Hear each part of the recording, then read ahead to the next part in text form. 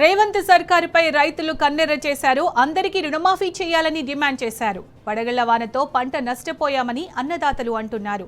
ఎకరానికి 20,000 రూపాయల నష్టపరిహారం అందజేయాలని డిమాండ్ చేస్తున్నారు. సిద్దిపేట కలెక్టరేట్ ఎదుట రైతు రక్షణ సమితి ఆధ్వర్యంలో ధర్నా చేశారు. కలెక్టర్ మనోజ్ చౌదరికి వినతి పత్రం అందజేశారు.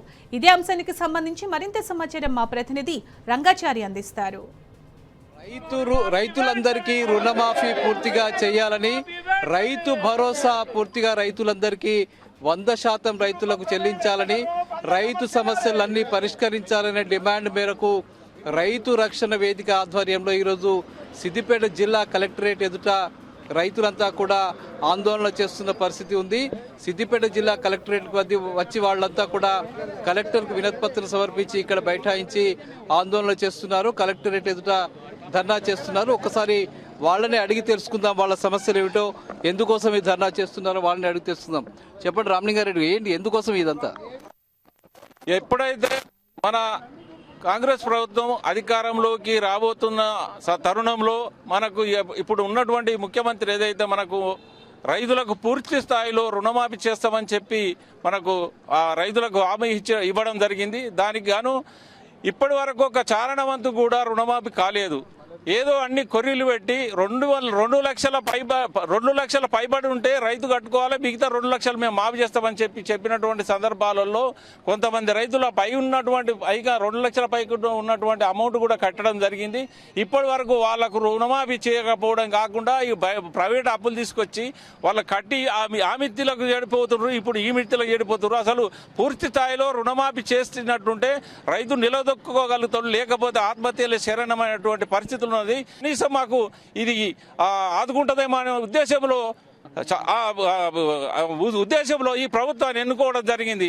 కానీ ఇప్పటి వరకైతే పూర్తి స్థాయిలో ఎప్పుడు కూడా ఇప్పుడు మొన్న కూడా అసెంబ్లీలో వ్యవసాయ శాఖ మంత్రికి మేము చేసిన అయిపోయిందని చెప్పేటువంటి ఆశ వదులుకోండి అనేటువంటి మాట చెప్పేసరికి రైతుల గుండెల్లో గుబులు ఎత్తుతున్నాయి. కాబట్టి ఆ విషయంలో ప్రభుత్వం వెంటనే దీని మీద చర్యలు తీసుకొని ఏదైతే అప్పుడు ఇచ్చినటువంటి హామీని పూర్తి స్థాయిలో రుణమాఫీ చేసినటువంటి రైతు నిలదొక్కగలుగుతారు. అలాగే పంట నష్టం జరిగినప్పుడు కూడా ఇన్సూరెన్స్ పథకాన్ని వర్తింపజేయాలని చెప్పి మేము రైతుల పక్షాన ఎన్నో డిమాండ్లు చేసినా కూడా ఇప్పటి వరకు ఇన్సూరెన్స్ పథకాన్ని అమలు చేయలేదు. మొన్న వడగళ్ల వాన వచ్చి చాలా వరకు పంట నష్టాలు, మన మామిడి తోటలు అన్ని రకరకాలైనటువంటి పంటలు నష్టమైంది. వాటికి కూడా ఇవరకు కూడా సర్వేలు చేయించలేదు. ఆ పంట నష్టం ఇన్పుట్ సబ్సిడీ ఇచ్చేదానికన్నా కనీసం ఆలోచనలు కూడా వ్యవసాయ అధికారులతో సర్వేలు చేయించడం లేదు, ఆ నివేదికలు ఇవ్వడం లేదు. కానీ ఇప్పటికైనా కనీసం ఆ నివేదికలు తయారు చేసి ఆ నష్టపోయినటువంటి పంటలకు ఏదైతే పూర్తి స్థాయిలో నష్టపరిహారం అందించినటువంటి అట్లన్న కొంతవరకు రైతులు నిలదొక్కోగలుగుతారు. కాబట్టి ఈ సందర్భంగా ఈ కార్యక్రమం ఇంతటితో ఆగదు. రాబోయే రోజుల్లో రోడ్లు కూడా జామ్ చేసేటువంటి పరిస్థితి ఉంటుంది. మాకు బయట ఎలాంటి శరణ్యం లేదు, మేము రోడ్ల మీదనే బతికే పరిస్థితి వస్తుంది. కాబట్టి ఈ అప్పుల బారి నుంచి రైతులను పడగొట్టాలనేటువంటి ఉద్దేశంలో రైతులు చాలా కళ్ళల్లో ఒత్తులు వేసుకొని చూస్తున్నారు. కాబట్టి ఆ విధానంలో ప్రభుత్వం కూడా నిర్లక్ష్యం వహించక రైతుల పట్ల ప్రేమ అనుమానంతో చేయాలని చెప్పి ఈ సందర్భంగా సిద్దిపేట జిల్లా రైతు రక్షణ సమితి తరఫు నుంచి డిమాండ్ చేస్తా ఉన్నాం. మీరేమంటారు? ఏదైతే కాంగ్రెస్ గవర్నమెంట్ ఉందో అధికారంలోకి వచ్చే ముందు అడ్డగోలు హామీలు అమలు కాని హామీలు ఇచ్చి ప్రభుత్వాన్ని చేజిక్కించుకున్నారు. ఇవాళ రైతులంటే రాష్ట్రంలో 69 లక్షల మంది రైతులుంటే 49 లక్షల మంది అప్పులు తీసుకున్నారన్నారు. అందులో మళ్ళా మేము రుణానికి అర్హులైన వాళ్ళు 42 లక్షలు అన్నారు. తీరా రుణమాఫీకి వచ్చేసరికి 20 లక్షల మందికి మాఫీ చేసిర్రు, కతిమ మందిని రోడ్డెక్కించారు. బిడ్డ రేవంత్ రెడ్డి, రైతులు అనేటోళ్ళు ఎందరున్నారు? కరెక్ట్గా క్లారిటీగా నీ మేనిఫెస్టో ముంగట పెట్టుకొని ప్రతి రైతుకు రుణమాఫీ చేస్తాను. ఆ రుణమాఫీ చేసి తీరు, లేకుంటే రైతులను రోడ్డెక్కించినావు, నీ ఎంబడి పడతాం, నీ నిడవము అందరు చేసేదాకా. ఇప్పుడు ఏదైతే నీకు ఒక రైతు చైర్మన్గా ఒక కోదండరెడ్డిని ఎంబడేసుకొని దగ్గర కూర్చుండబెట్టి కోదండరెడ్డి అయితే ఎవడైతే ఉన్నాడో ఆ రైతు మావుడే. ఒక కోదండరెడ్డి నీ పక్కనుంటే రైతులంతా నీ పక్కనున్నారని ఎప్పటికీ విర్రవీగకు.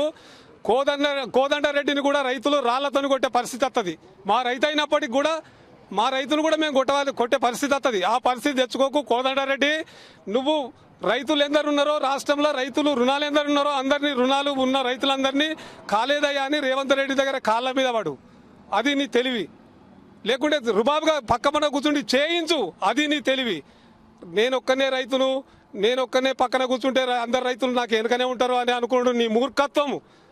కోదండరెడ్డి బాగా యాదకుంచుకో. నిన్ను రేవంత్ రెడ్డి కన్నా ఎక్కువ నిన్ను టార్గెట్ చేస్తున్నామంటే నువ్వు రేవంత్ రెడ్డి పక్కకు కూర్చున్నావు. నువ్వు పదవి కాదు ఆశించినవు తప్ప నువ్వు రైతుల గురించి ఆలోచించే మనిషి కాదు. నువ్వు ఒక రైతు వ్యతిరేకివి, రైతు వ్యతిరేకివి కాబట్టి నిన్ను ఎక్కువ టార్గెట్ చేస్తున్నాము. ఇలా ఎంతోమంది ఉద్యమాలు చేసిన వాళ్ళు ఉన్నారు, ఎంతమంది ప్రొఫెసర్లు ఉన్నారు. వీళ్ళంతా ఎక్కడ పోయినరు? రైతులంతా గోడున రోడ్డు ఎక్కితే వీళ్ళంతా ఎక్కడ పోయినరు?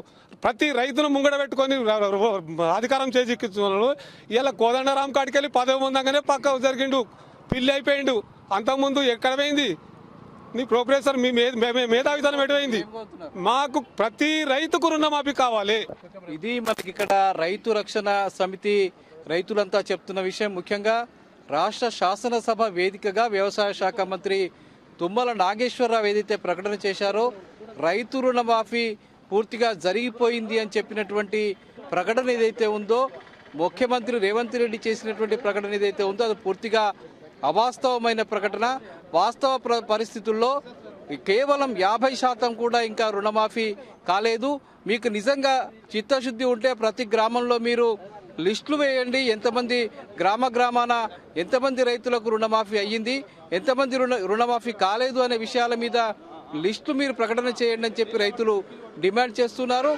అదేవిధంగా రైతు భరోసా కూడా చెప్పిన విధంగా 15,000 రూపాయల మాట నుంచి కేవలం 3-4 ఎకరాల ఉన్న రైతులకు కూడా ఇంతవరకు రైతు భరోసా కాలేదు. అది కూడా కేవలం 30-40% మంది రైతులకు మాత్రమే ఇంతవరకు రైతు భరోసా జరిగింది తప్ప ఇంకా 60-70% మంది రైతులకు రుణ భరోసా జరగలేదు, రుణ భరోసా రాలేదు, రైతు భరోసా రాలేదని చెప్పి చెప్తున్న పరిస్థితి ఇక్కడ కనిపిస్తూ ఉంది. పరిస్థితి ఇలాగే కొనసాగితే భవిష్యత్తులో రైతులంతా పెద్ద ఎత్తున ఆందోళనకు దిగాల్సిన పరిస్థితి, ఈ ప్రభుత్వానికి గట్టి హెచ్చరిక చేయాల్సిన పరిస్థితి ఏర్పడుతుందని చెప్పి వాళ్ళు రైతులంతా కూడా ఈ సందర్భంగా హెచ్చరిస్తున్న పరిస్థితి ఇక్కడ కనిపిస్తుంది. భవిష్యత్తులో తమ డిమాండ్ల సాధన కోసం పెద్ద ఎత్తున ఆందోళనకు దిగుతామని కూడా రైతులంతా ప్రకటిస్తున్న పరిస్థితి ఇక్కడ కనిపిస్తుంది. కెమెరామెన్ వెంకట్తో రంగాచారి, టీ న్యూస్, సిద్దిపేట.